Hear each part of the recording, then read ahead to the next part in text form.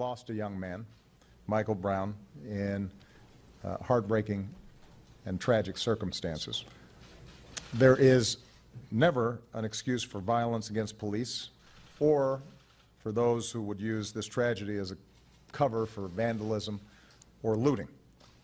There's also no excuse for police to use excessive force against peaceful protests or to throw protesters in jail for lawfully exercising their First Amendment rights.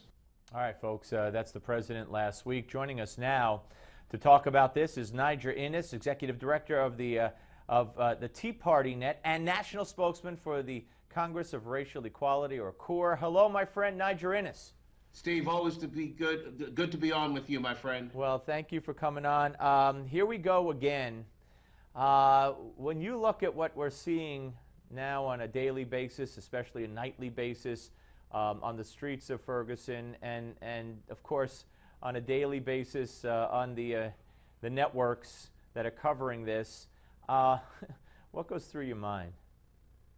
What goes through my mind is that this is a tragedy. You never want to lose the life of a young man, and we still don't know the details. We still don't know the facts. We still don't know the circumstances. But I think we can all agree, it be the shooting justified or not justified, it's tragic that this young man lost his life. But I think it's so very important that the black community keep real perspective on this situation, that the American community keep perspective on this situation. You know, Steve, you probably know this, but a lot of your listeners may not know that the weekend before Michael Brown was killed, there were some 26 blacks that were shot in Chicago. You know, Chicago has become, like unfortunately too many of our urban centers, a killing fields. And it's not blacks getting shot by racist white cops or by the Klan or some skinheads. In most of those cases, they're shot by other blacks. And so if indeed the black community is under siege, it is largely under siege by crime. And that's the perspective that you would hope that leadership and media would bring to this, but they do just the reverse. They ignore, including the President of the United States, who, by the way, is from Chicago, as is Louis Farrakhan, as is Jesse Jackson. I mean, there's a whole black intelligentsia and black elite mafia out of Chicago. And nevertheless, Chicago is a killing fields for young black men. And no attention is being paid to that death. No attention is being paid to that loss of life. It's almost like black life does not matter unless it's taken by a white cop or by a white racist. You know, here in New York, Niger, over the weekend, 14 shootings, 2 deaths, and I was listening to where these occurred. For the most part, all minority areas. I know the 2 dead victims are minorities. I don't know if they're black or not, but I mean, I'm listening to this on the radio, and from the from the names in the neighborhoods, I mean, guaranteed, because that's usually the case, unfortunately. And again, you know, I mean, so what? Another weekend in New York City, another weekend in Chicago, another weekend here in LA, whatever. And nobody talks about it. As you said, nobody seems to care. That's exactly right. And here, you know, what is really look, you know this, I'm not a fan of President Obama, not at all. Nevertheless, I was proud, like many other Americans were, when the first biracial president was elected back in 2008. Part of the premise of his election and part of the motivation that the American people had in electing him was that he was going to be this figure that truly, like Abraham Lincoln, healed this nation through courage and leadership, brought this nation together, particularly on issues of race. Well, several years after that historic night, he has proven to be a miserable failure in that regard. Not only has he not brought us closer together, I would argue that our politics and our racial politics are as exacerbated as they ever have been. You know, I use the term against Al Sharpton that and I'm sure you have as well, that he does not put out the fires of racial animus. He's an arsonist. Well, sad to say, so is our President of the United States. And so, by the way, is our Attorney General, who happens to be black as well. They have played right into the racial game playing, the racial card throwing politics of Al Sharpton.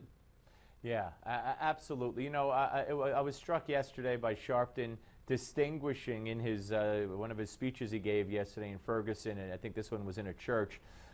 This wasn't robbery. This was shoplifting.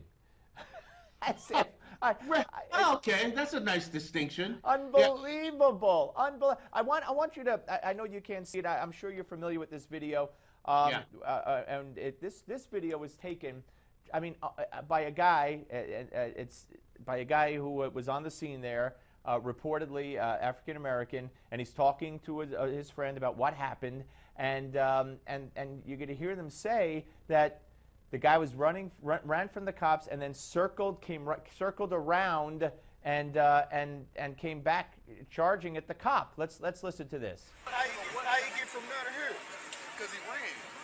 Police were still in the truck. They came this way? No, he right there. Police were still in the truck. He's like, I don't know. He was running this way. Why his body come this way though? In that truck. Yeah, him and the police. I mean, the police was in the truck. He was like over the truck right now. So then he ran. Police got out and ran out. Then the next thing I know, he coming back towards me. The police had his guns drawn already. Oh, the police got his guns. You gotta eat. I ain't dead. I gotta eat. The police kept dumping him. I'm thinking that the police missing. Like he's like. Lord rest his soul. 'Cause he gone. Like, it's more from dumping There go his mama, I guess. At least 5 shots. Next thing I know, I think he missing. The police shot him. Next thing I know, I think he missing. He started running, kept coming towards police. Basically, the money quote from there was that he circled around and he was coming at the cop. Now, the autopsy report shows that, according to Michael Bowden, who was quoted in the New York Times, said, I don't know exactly if he said this today, but that he could have been, when he was shot in the head, he could have been charging the police officer, could have been in a charging position. We had someone call up a radio show, Dana Loesch's radio show in St. Louis last week, and claimed to be a friend of the officer before any of these autopsies came out, and said that that's what the officer in question had told her or told his family the night of the shooting.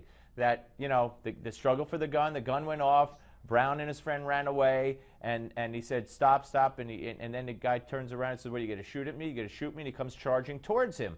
And he's so big, the cop allegedly told the supposed friend, that he couldn't bring him down with the shots. Plus, he was hitting him in the arm, as it turns out.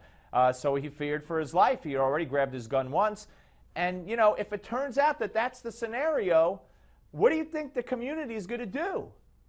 Well, you know, at this point, because, again, of the actions of the so-called racial leaders like Al Sharpton, who have exacerbated the case, because of the inaction and the impotence of leadership on behalf of President Obama and Attorney General Eric Holder, and the signals that they have sent to the black community and to the American community at large, as if this is some type of sporting event where, you know, if you're on the black team, you just have to be rooting against the cop and rooting that this cop be prosecuted to the full extent of the law.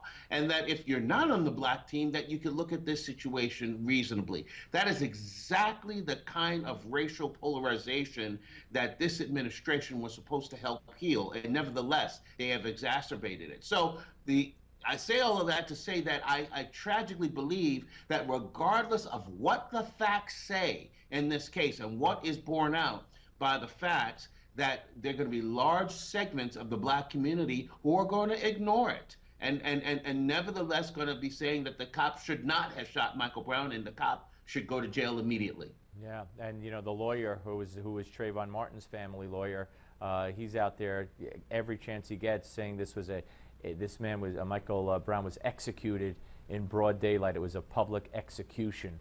And again, without knowing the facts or without knowing the cop's side, and it's just, it's kind of disgraceful. Hey, Niger, always great to talk to you. Regards to your great father. Thank you, Steve. All You right. take care. Take care. Niger Innis, ladies and gentlemen, Executive Director of the TeaParty.net and the National Spokesman for the Congress of Racial Equality. And, you know, of course, as we've talked about, the police officer Johnson, Captain Johnson, gave a speech yesterday, I think also at a rally or at a church, and he apologized. He apologized. Not the "I'm sorry for your loss" apology. He said that he apologized to the parents. Not gave his condolences, but apologized. Apologized for what?